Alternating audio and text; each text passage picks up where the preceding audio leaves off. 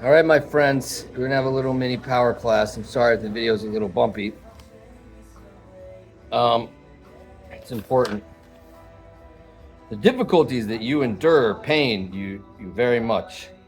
Your disappointments and problems you have so depressed and upset you that you are almost at the verge of losing your mind.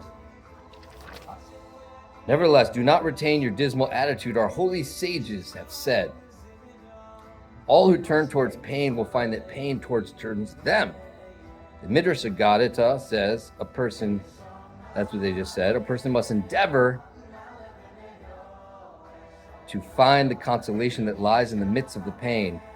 He must realize that God will certainly, oh, look at that. There we go.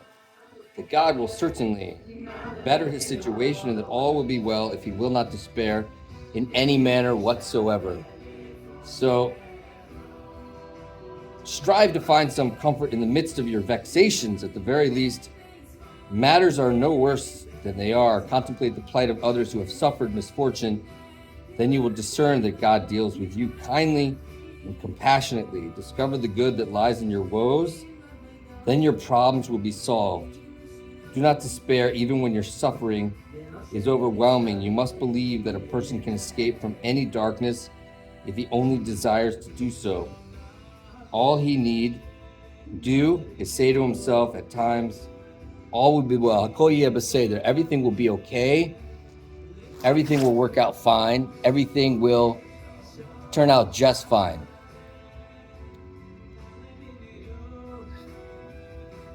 So he's teaching us an amazing thing, that in the darkness, in the desolation, in the difficulty, we need to search and find consolation. We need to find good. How do we do that? Well, the first thing is we don't turn towards pain. I think there's a great phrase that we have. It is what it is. It is what it is. You know, I don't like it, but it's happening, right? All will turn out just fine. All will be well. Find the consolation. It's not easy. I mean, life is not easy. You know, I work as a counselor and as a therapist. I see all day long people suffering with different kinds of difficulties. There isn't a person in the world who's not suffering with a difficulty most of the time. There's outside difficulties, inside difficulties. There's difficulties everywhere. I read once in a book a number of years ago, life is difficult by design. By design. Difficult by design. That is a very important word, design. Because so much of the time we think this shouldn't be happening. This is not supposed to be happening.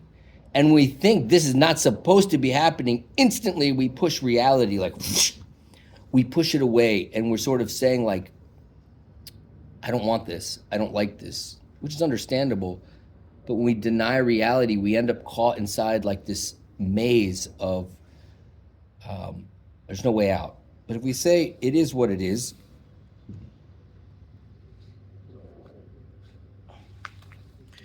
yeah, then we'll be able to free ourselves. Now, I want to tell you, I wrote a note to tell you, you know, I once learned, I had traveled in Turkey when I was in college. I worked for a organization called Let's Go Travel at Harvard University. And every summer they sent out, hundreds of college students to update their guide. And the guide was a travel journal, sort of like Lonely Planet. And it was a backpacker guide. And they sent us to different countries to review the restaurants, the hotels, the different things that were going on. And what's so interesting is in Turkey over there, I went in the summer, I think it was sophomore year. I traveled to the east. My job was east. I think there were 3 of us in Turkey. I went to the east, which was Ankara, and to Van, and to the border on Georgia, Armenia, on Iran. I don't know if Iran touches, I can't remember. But whatever. So I got to see beautiful open terrain. You know, there is the Kurdish people that back then were fighting, freedom fighters, fighting to get their own freedom rights, respect, and land. Now, they were to some degree guerrilla warfare. And it turned out many of them were arrested and put in prison by the Turkish government. And they were not treated very well.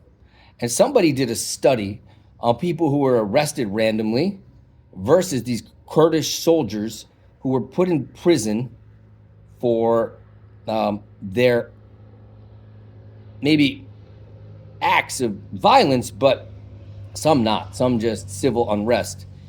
And versus the people who were randomly arrested for no reason that made any sense and put in jail.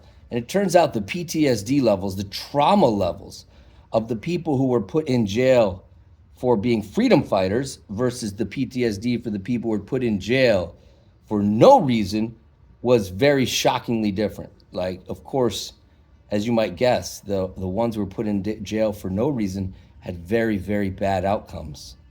And the ones who were put in jail for that, of course, was difficult and traumatic, but not as bad at all. And we learned from this that the experience of feeling that this is unfair, this is not supposed to be happening, is very, very damaging. It's like a problem on top of the problem.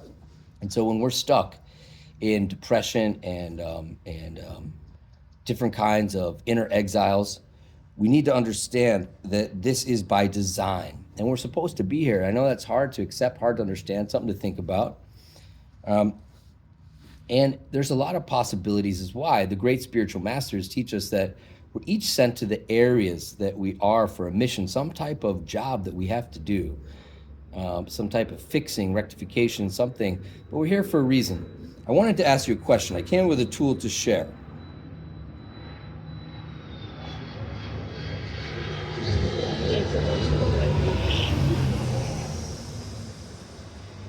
What if you knew that your suffering and your difficulties were helping 100 people in the world?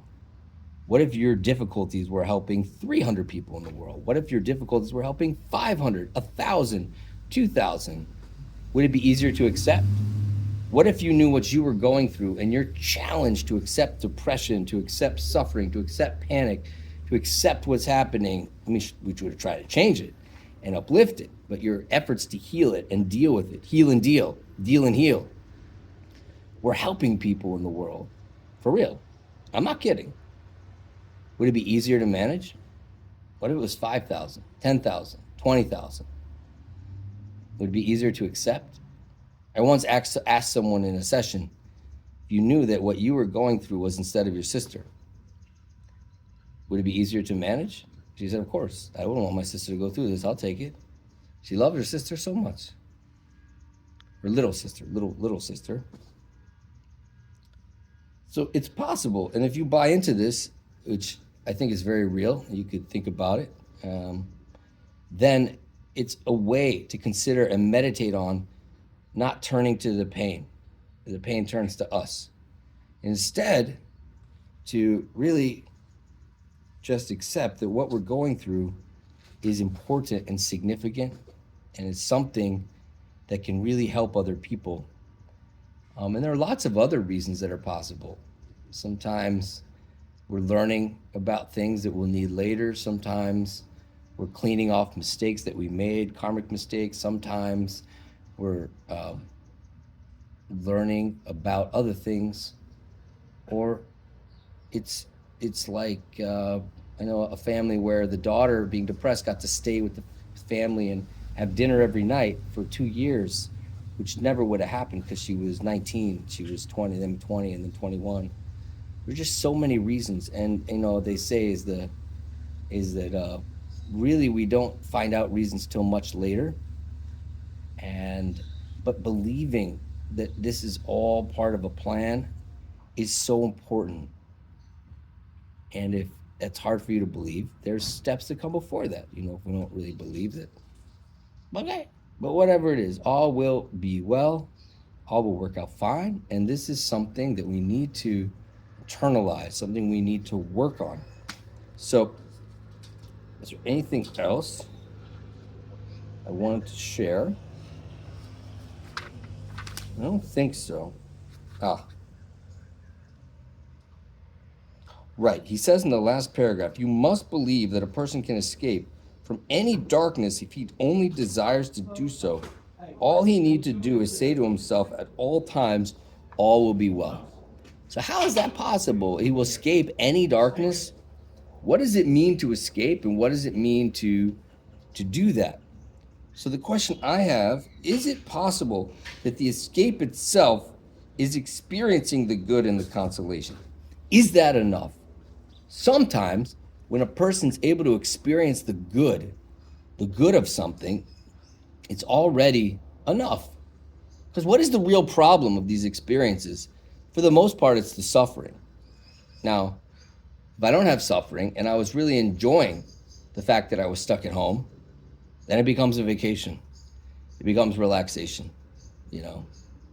Sometimes I think about the residential programs that my clients go to, and for me, when I'm not in a place that's rough, I think, wow, they get to go to this place and have yoga and horse therapy and sit and talk and learn to meditate. Amazing, amazing.